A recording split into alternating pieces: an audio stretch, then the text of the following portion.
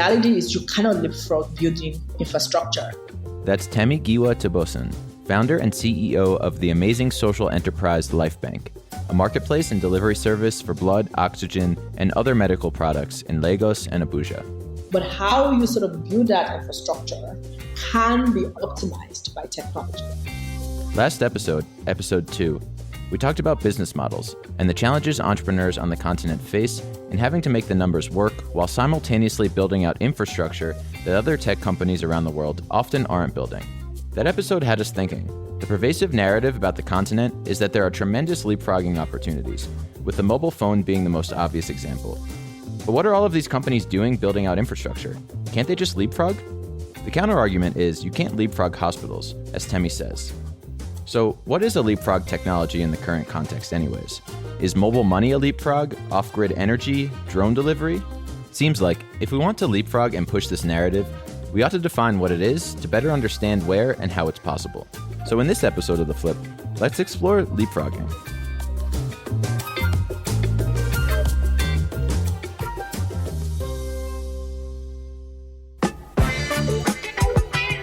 You're listening to The Flip, the podcast exploring more contextually relevant stories from entrepreneurs around Africa.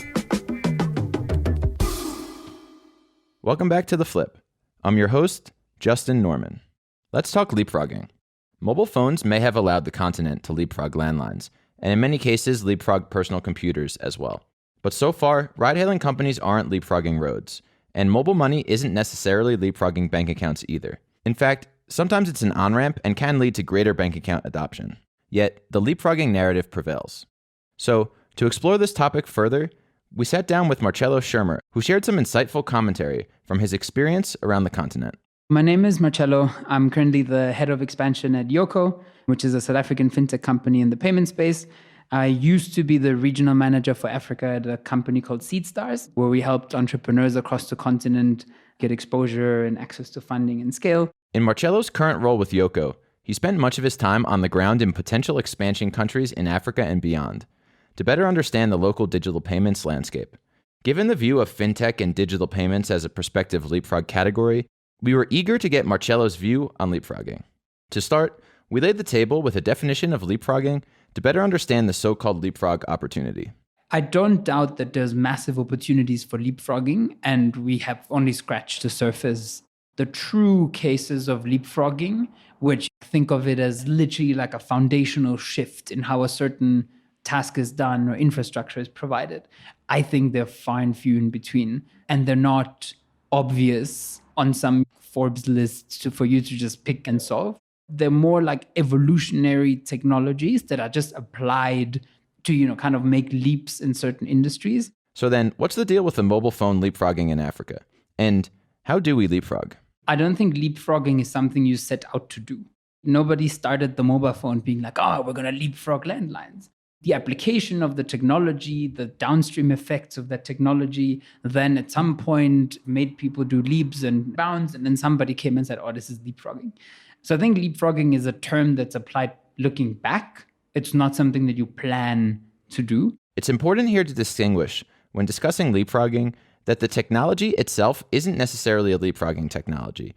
In fact, it's an incremental technology that when applied in a specific market or a specific set of circumstances has a leapfrogging effect. If leapfrogging or if this kind of disruptive technology exists, then it's a result of compound small improvements rather than this big aha moment where all of a sudden somebody invented stuff. The most interesting innovation happens when you solve small problems in a compounding way, and then at some point they come out as these big things. But nobody has ever started being like, I'm going to do this massively huge thing. It's really just compounding of small solutions to important problems that then at a certain point became the valuable things that they are. Let's take an example of a product that some consider to be a leapfrogging technology, the mobile money transfer service M-Pesa. M-Pesa is an interesting story, not just because of its ties to the leapfrogging narrative, but also because of its origins. What was happening in Kenya in the mid-2000s? Kenyans were buying airtime with cash, swapping the credits to other mobile users who then resold it for cash.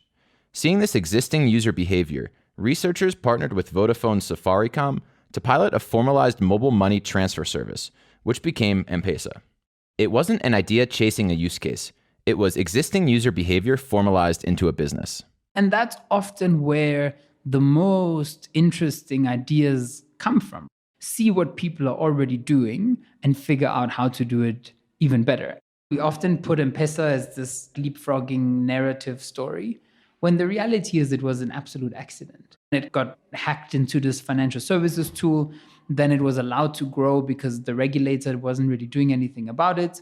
And then you had all the kind of political issues that were happening in Kenya at the time, which have helped M-Pesa spread. And so you literally have this thing that really only became this big by accident and then became so big that the regulator couldn't stop it anymore, which doesn't reduce the impact and the importance of what it is and what it has done for the country. But again, it was not this like idea where somebody had this light bulb moment and thought, oh, I'm going to leapfrog the world. So if leapfrogging isn't something that you set out to do, that doesn't mean it's not an important ideology. It's something that really has more of like a branding effect and a storytelling effect than anything else, which is not illegitimate, but it's just good to understand the limitations of what it is, where it comes from. So perhaps this is the message for entrepreneurs. Leverage the narrative. Narratives can be useful.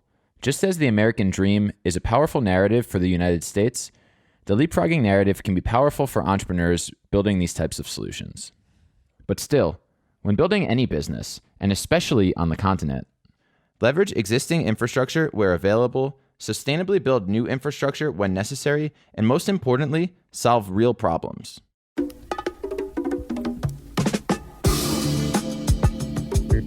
Thanks for listening to this episode of The Flip.